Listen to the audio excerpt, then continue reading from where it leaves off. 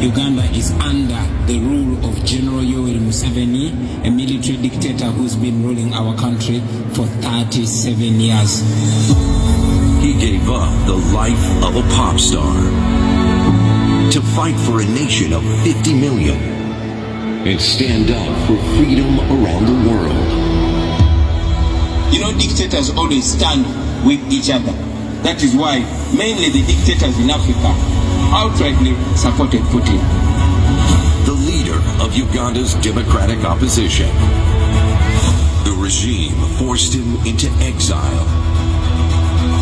Brian, the UN, local and international human rights groups are all criticizing the Ugandan government for the extreme violence the opposition is facing. But they can't shake his optimism. Do you think that there are conditions under which you could go back to Uganda? I intend to go back to my country. This is not a third world country. We only have third world leaders. We are fighting for freedom. We are fighting for freedom. Please get on your feet for our 2026 hero of democracy, Bobi.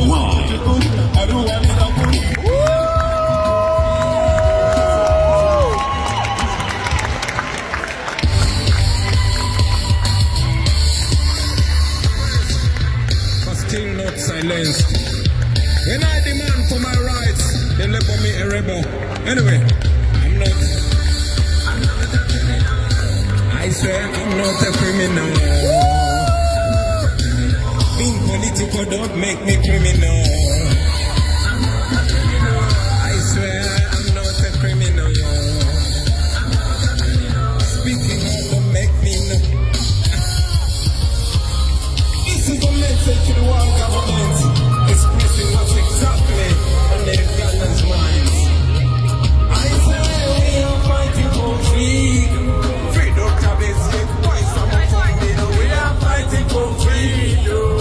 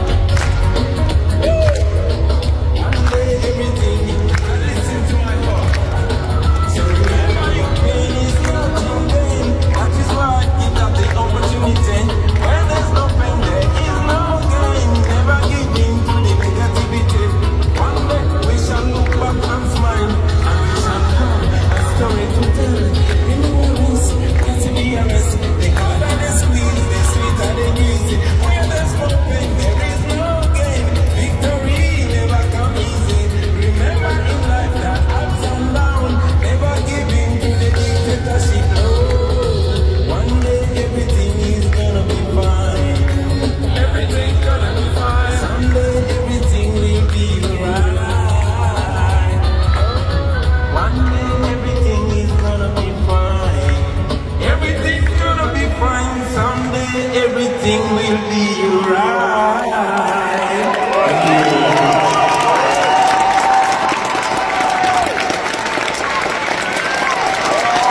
Thank you, ladies and gentlemen. Appreciate hopefully having a wonderful night. My name is Bobi. I come from Uganda, the most beautiful country in the world. They call it the Pearl of Africa. That is where the great river Nile starts from. A country of 50 million people, the youngest country in the world. I'm so proud to belong to Uganda.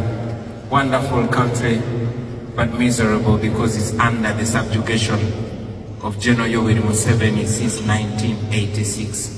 40 years of misery, 40 years of corruption, 40 years of gun rule, but we still dare to dream for a better day. I'm honored to be here, ladies and gentlemen. And while I'm here in a beautiful hall, while I'm here sharing smiles as we speak right now, more abductions are going on, more killings are going on. On the 15th of January, we had an election. I was running for president and I believe that I won. But since that day,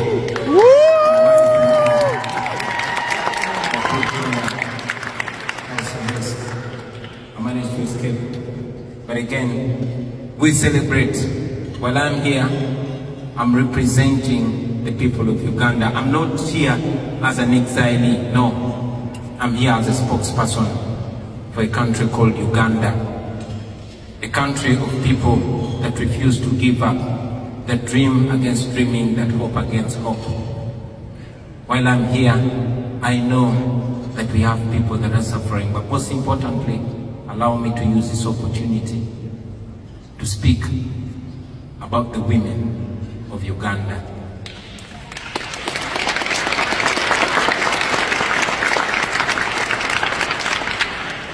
While so many people are bearing the pain, but the women of Uganda in a very special way are standing in the gap. No class, no level is safe.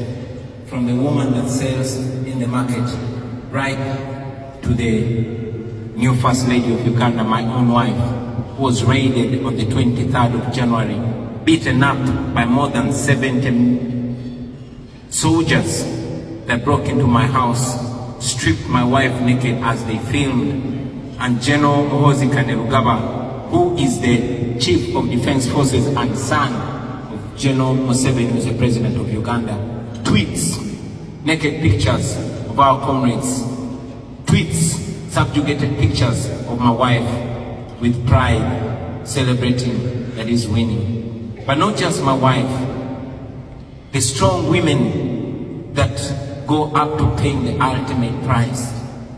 Women like my sister, Edith Katende, the wife of the spokesperson of our party, Alex Waiswa-Mufumbiro, who died a few days ago when the husband was even denied a chance to nurse her and even denied opportunity to lay her to rest. Women like Irene Nachibuka, who was so much of my fan that she had a tattoo of my name on her leg. That was reason enough to kill her, and she was buried. Women like Monica Chibalama, the wife of John Bosco Chibalama, my friend, who was abducted and kept missing for 7 years. The wife demanded for him, refused to give up until one day she was also found suspiciously dead in her house. Women like Fauzi and Natalie, who we fondly call Mama Chirinde, the wife of my personal political assistant, whose house was raided and she was picked up by the military in full view of cameras, all that is recorded. She's kept in military detention for 37 days, even against the court order. Women like Agatha Nazua, who we fondly call Blue Tip, she was abducted and she's still missing. All mothers, daughters, wives and spouses of the political prisoners. Female political prisoners like Olivia Lutaya, who has spent years in prison for simply wearing a t-shirt that has my picture on it. Women like Sauda Madada, women like Doreen Kaija and many others, we hold them in high regard. But most importantly, ladies and gentlemen, we look at the solution and not at the problem. Now that we know the problem, now that it's clear that Uganda is under dictatorship like many other countries, and now that I have the opportunity to speak for those millions of people, to the modern world, to the United States of America, who we know is the world's biggest democracy, we request you not to continue supporting dictators in Africa, not to continue choosing diplomacy over democracy, not to continue choosing business over human rights, because the dictators in Africa and particularly in Uganda rob our countries, plunder our countries, and the investors come here and enjoy those monies. These are dictators that abuse democracies, but they enjoy and benefit out of them. We request you to use the tools that you have to sanction those gross human rights violators, the abusers of democracy and the rule of law. Don't allow them enjoy the money they steal from our countries. Our countries' hospitals are run down and the schools are run down, and they're comfortable about it because they seek medical, they seek treatment in the developed world. Their children are studying here. But if you slap sanctions on them, then they will think twice when they are carrying out mass killings. We ask you to evoke the Magnitsky laws that you have. Those are tools that are not only helpful to you, but they can be helpful to us. Finally, on behalf of the people in Uganda, I know that every time we come and make our case here in the Western world, particularly in America, they accuse us of being agents of the West, of being agents of neocolonialism. But I say to you that we are not asking you to come and help us. We are only asking you to stop sponsoring our oppression. I believe that's not. Thank you very much.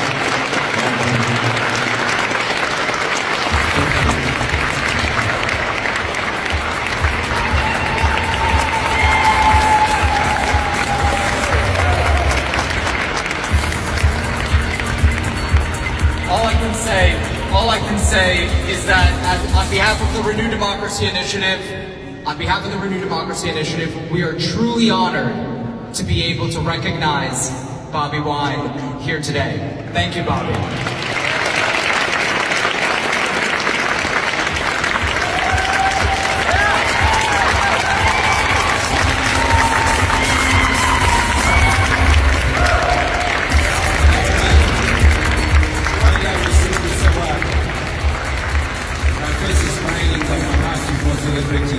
I want to dedicate it to all the political prisoners and prisoners of conscience. Dr. Kiza Besigye, my Deputy President, Honorable Mwanga Chifumbi, the women in prison, those that are in detention, those that are missing, and those that have been killed. Your pain will never go in vain. We can only honor you by not giving up and by standing for the cause that you are paying a big price for. One day we will continue.